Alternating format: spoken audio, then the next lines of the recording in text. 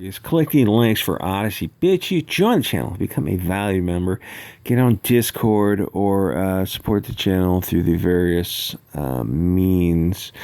Or how to win friends and influence people, how to turn away customers and piss off people. Don't get in the way of people giving you money, which is what they seem to do. They really are dedicated to just stepping on their dicks every time they go anywhere. Even Kelly Sue DeConnick. What was her? You can go watch Kelly Sue DeConnick on YouTube. If you don't like my comics, don't buy my, or if you don't like politics, don't buy my comics. But she says it in this screeching, I don't know, F sharp, super high. I can't even try to emulate. It's like, how do you, if you heard that comment and then you close your eyes and then you open your eyes and you saw who was making, you're like, oh yeah, that's who I imagine making it. Someone just like this try-hard cat lady. That's Kelly Sue DeConnick, a try-hard cat lady. So do you ever wonder if comics and movies are fomenting discord by using the draw fire technique to start a firefight between tribes, but because they control the media and social media, they'll only show one side of it to make one group look bad? The Mary Sue does this. It's a group of insane kvetching cat ladies who I guess are subsidized by their husbands. So I can't imagine the ad revenues coming in is enough to get that thing off the ground. So they'll take an internet argument, or Bleeding Cool will do it too, and it's like they really bend over backwards to show one side of it. But you know, they're showing Twitter things, and then you go to Twitter and you look, and it's like it's a fight between someone at Comicsgate and some anti-Comicsgate Marxist, and you're like, oh, it seems like a two-sided affair. That seems odd that these, you know, Mary Sue and Bleeding Cool are only showing one side of it. Oh, well, they're completely insane Bolsheviks. So I opened up Bounding into Comics, and the top 4 articles are this globalist media using this probing fire technique, and what an insufferable twat a lot of these people are. Just really the worst people on earth. And, you know, being lectured to by Hollywood, it's they're like, there's nothing worse than people who abuse kids, and there's a lot of that in Hollywood. Oh, the Chud incel Hugo Boss types are going to be so salty over, I don't know, Wonder Woman, whatever. Except Chad and Stacy are not reading comic books. Why would they? They sucked. They sucked for a long time. Like, if you want to be curious, if you're curious about the American comic industry, start at 1990 and work your way back. And that was 30 years ago. And yeah, you know, maybe there's fun stuff, but not recently, not like 10 years and 5 years. Anything within 5 or 10 years is going to be insufferable.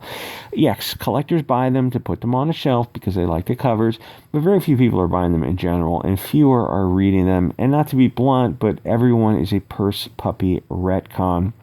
They take a Greek story and then they get rid of the Greeks. It's no longer a Greek story. It's just nothing. Don't put an African in a Greek story and expect people to be on board with it. If you want to put an African in a story, write a fresh African character in an organic setting. Something coming out of Africa. There's many different countries. You can borrow one of their mythologies and you can build the story up from there. And no, you don't have to find a Nigerian to tell you a Nigerian story. That's not how stories and writing work. You merely have to interview one. They won't do that because black people scare the hell out of them. Even those words, black or African, it's like the hairs on the back of their necks go up and they start getting very nervous. There's a lot of SJWs there's a lot of soft bigotry of lowered expectations with SJWs, and SJWs are cringy people. Like, they don't understand this concept of you can fight with people or argue or disagree or vehemently prosecute, zealously advocate for your position, and then come back to the table and then leave the table and come back to it. That's how humans act who are acting as mature adults. SJWs just wig out over every little thing, and they just don't know how to. It's like that chick who wrote that comic about the cat girls who were not Nick Fuentes, those cat ladies who were having periods and they're coming of age. It's like, oh, I'm coming into puberty and this is what the experience is like. We'll make a relation to PMS and cats or something like this. And it's like, oh, but boys don't bleed. Oh God, how could I leave them out of the story? Because biology? I mean, are you fucking kidding me? It's biology. I can't flap my arms and fly to the moon. Oh God, how did I leave that out of the story? You clearly thought you were an eagle person. how far are we going to let clown world go before people say, okay, can the adults come back? Because we're being led by children, and I mean slow children, like developmentally disabled but trainable. Maybe they can mop up, and that's about the limit. Because that's not a very good country, and that's where we're headed. I mean, we're absolutely on that path. Anyway, SJWs deserve everything that is coming to them. You read the story, and your first thought is, why are there Africans in Greek mythology?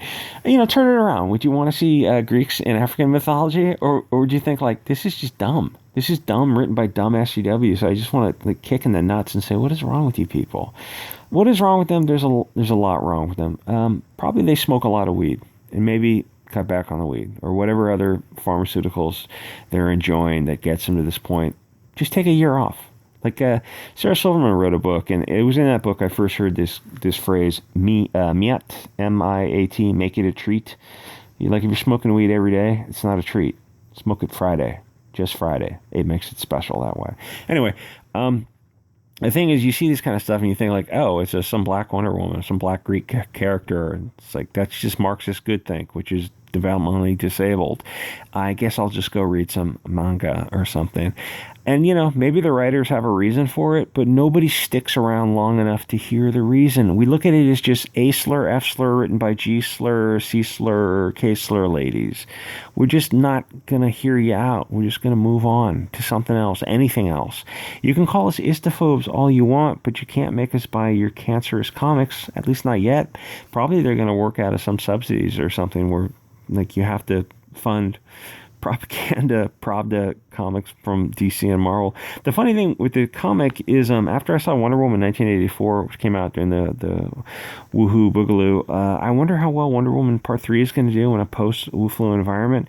Here's the thing, who wants to go to a theater ever again? I don't want to sit next to Typhoid Mary, and I'm not one who's particularly scared about this whole thing. If someone coughs in a theater, what would happen? What would happen if that happened? I mean, I'm assuming people would lose, like guns would probably come out. They would probably ventilate you and will clutch you in their masks, and they'd do it for their own safety or something. People would be running for the exit, setting off fire alarms. That's probably what would honestly happen. People would literally exit through the fire alarms. People in California, I better not get into that. Anytime you talk about anything to do with the gift from overseas, YouTube will give you a medical strike. But I'd rather skip the experiences of, retinal scans and anal probes. I'll say that. I'd just rather watch something on a Kindle at home or in a home theater or something like that. But there's a big psychological difference between a home theater experience, even if you've got a great sound system and you put the lights dimmed and popcorn. The thing is, you're at home, so you have a cell phone and a tablet. You're just not connected to the thing that like you would in a big screen. Like, you're not gonna have your phone out at a theater because it's just, you paid money for it. It's like you want to immerse yourself into it. So like if you watch a movie in a theater and you rate it over 80%, the same movie at home on even a nice big screen at home, it's going to be less than 70%. There's a psychological difference. So there'll be worse reviews for the streaming versions, and there's going to be less revenue because a theater, is going to be, I don't know, $15. I haven't gone so long, I have no idea. And there's no movie now or in the past 5 years that's worth more than $5. Not a single freaking one. Movies are bad, and they're not going to improve. And I was going to say anytime soon, but really, let me say forever. Movies are not going to improve forever unless there's a division in the country and you got like a right-wing Idaho, Montana, Oregon, where you make it like, okay, this is going to be the base area of the country. You've got, I don't know, 50 million people who want to like be right-wing and be politically incorrect. And it's like, okay, we could probably crowdfund some pretty funny movies that are on PC. And I'm talking about like, I saw Better Off Dead, Nerds, and 16 Candles, all three films in the 80s. Those were so unbelievably politically incorrect. There was one scene in Nerds where, and there's a lot I could say about Nerds, but I'll say it on Odysee. Maybe I'll make a video on that, about what the symbolism, who those people were actually representing. The bad people were all blonde in Nerds. Really weird. One of the nerds snuggles that blonde-haired, blue-eyed girl. Holy shit, there's so much symbolism to that. I don't want to have to make this video again if I just go down this vein. That was in a Nerds film. Like, a struggle snuggle scene in a movie and that was like played for laughs. That was insane even back then. Like even coming from me, it's like then 16 Candles and Better Off Dead. Like there's a lot of humor going against everyone. If you tried to make that nowadays, well, it would be funnier if you made Better Off Dead nowadays. It would be hysterical because it's even the things that are more politically incorrect are really, really funny. So imagine if we had like a market where like, oh yeah, we don't have to go through Rotten Tomatoes. We don't even have a Twitter. We don't have to go through Twitter. It's like we have our own market that can support it, and we could probably ship it overseas to the politically incorrect areas of the world who laugh their fucking balls off. And we're talking about like movies that were made 20 years ago, like that level, or in the 80s was peak political incorrectness. So movies, I mean, they're not going to improve in the Hollywood model at all. That's gone forever. I mean, the whole concept of movies in the big screen, they're just going to be politically correct wokeness. Abandon all hope. The thing is, why would I want to be paid to be lectured to by like Epstein, Weinstein types, people like the worst people on earth? They're going to lecture me on morals and ethics. Oh, hey, let's applaud Roman Polanski and Woody Allen. Okay, what did they say? They said Weinstein was a god because he produced movies. What the fuck is wrong with you people? You're the worst people on F. I'd say so much more, but so I would rather just put on like an Odysee live stream. And if you want to list the good Odysee channels, I'm going to make a list. There's a ton of live streamers out there that are incredibly, insanely based, and they're so much fun to listen to. Or maybe just go sail the high seas, but really, why bother? The Internals came out. I was just reminded about that because I saw a few minutes of it, and it's like it's just a waste of time. I know it's going to be woke, and it's just not going to be like, it's not going to be what it could be. Imagine if they had a budget and they made those movies 20 years ago. Oh, it'd probably be a lot of fun 20 years ago. Yeah, those days are gone. They're gone forever. If you're under a certain age now, you got screwed in so many ways. So many ways. Not just pop culture, but like, obviously the way the world is going, you really got screwed. Anyway, the Spider-Man trailer came out, but that just reminded me that they race swapped the characters and they gave me a lecture about the building of Washington, D.C., which I don't give two shits about. I don't care what happened 200 years ago. I'm not when I'm paying to see a movie to entertain me. I don't need to be lectured by kitty diddlers. When people are ignoring literally what happens every day in America and you want to lecture me about something 200 years ago I had nothing to do with, why would I give two shits? Hey, plot twist, I don't give two shits. A lot of this stuff is just not worth watching for free. Not if I'm going to lecture. But I will say that I think that Spider-Man that's coming out, I'm sure that's going to hit $1 billion. People are into it. They're into something, and what has been given over the past year during the Wu Flu thing, it's just sucked so hard. Everything's like to the point where I think a lot of people are looking at movies like, oh, there's really nothing that, like, movies might really be over. Yeah, that's what I'm trying to say. Like, I'm not saying that, I don't mean that grossly exaggerate. I really think that movies, yes, I think they're over.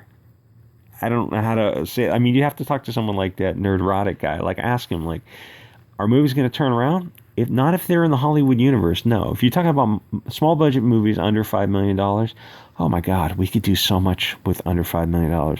Or Special Dead that was made for $600,000 about 15 years ago. So say you can make it for $1 million. Yeah, if you're willing to be politically incorrect and very, very funny, you could make some horror comedy films or sex comedy. I mean, like cheesecake type of comedy films for $1 million or less. Anyway, so movies or comics are made by people who hate you based on your skin color, your national origin. It used to be the far right was aware of that hatred, but the people who are waking up to that window is slowly shifting to the left. People are, even normies are starting to get a little bit red pill to who is pulling the strings on all this kind of stuff. That's what we do on Gab, Odysee, and Telegram. We take the MAGA normie, and even some of the people who are slightly left of center, they got kicked off Twitter for whatever reason, and we carpet bomb them with red pills, and we drag them kicking and screaming to the right. Like Clockwork Orange, we force their eyelids open and say, listen, you're going to see this, and you're going to wake up if it deletes you. Normies get kicked off Twitter and they come to Gab and they're on this conveyor belt to the right wing. The conversations over Santa Incorporated were frank and spirited and lively. Very funny. Some skills you won't learn from a Jedi, though being based is not unnatural, but they brainwashed you to believe that it is. Anyway, it's only a matter of time before every character is retconned to be a BLT, POC, purse puppy. They're gonna be like Lord of the Rings with like super diverse hobbits, which is kind of weird because it was based on Tolkien's experience, which was a European experience, you know, analogy for what he saw in World War One anyway. Mainly a story he wrote for his kids too, but my God, what a masterpiece that was. And, we'll always have those films and the 17 versions of extended versions that were like 4.5 hours long. It's just ridiculous. But the thing is, we're not able to fix properties that we don't legally own the intellectual property rights to. You have to create your own stories and also create your own based spaces and gatekeep them from the start. It's a South Park technique where you start by being willing to go after everyone. You throw grenades in left and right, every direction. Everyone just gets bent over. You let people know what they're signing up for. That way, you let SJWs not feel that they have any ownership interest in the property. Because if they do, then they're going to get really ticked off when you go after their sacred cows. You go after the first episode, you start by going after sacred cows. You snuggle it to death, and then you barbecue it. And then you go after another sacred cow. And every episode, until you need to go for a different something else, you keep going after sacred cows. And you say, yeah, this is the show. We're gonna go after everyone's religion. Though it's a little tricky doing that because, well, I won't say it. Which is funny because Dana Schwartz or Rachel Leisman, these kvetchinyentas on the Mary Sue, they wanted to ban South Park because she said that their attacking both sides equally was problematic. She's saying that both sides of an issue should not be allowed to be represented. Gee, it sounds like you guys were the authoritarian dictators this whole time. Yeah, they never went away. It's like just Russia 1914 2.0. Just an endless circle jerk cycles. Everyone on Twitter told her to eat a great big bag of dicks. There's so much I could say, but not on. This was a sped up version. Anyway, like, comment, subscribe, join the channel, support the channel, and I'll see you guys on Odysee and Bit Chute.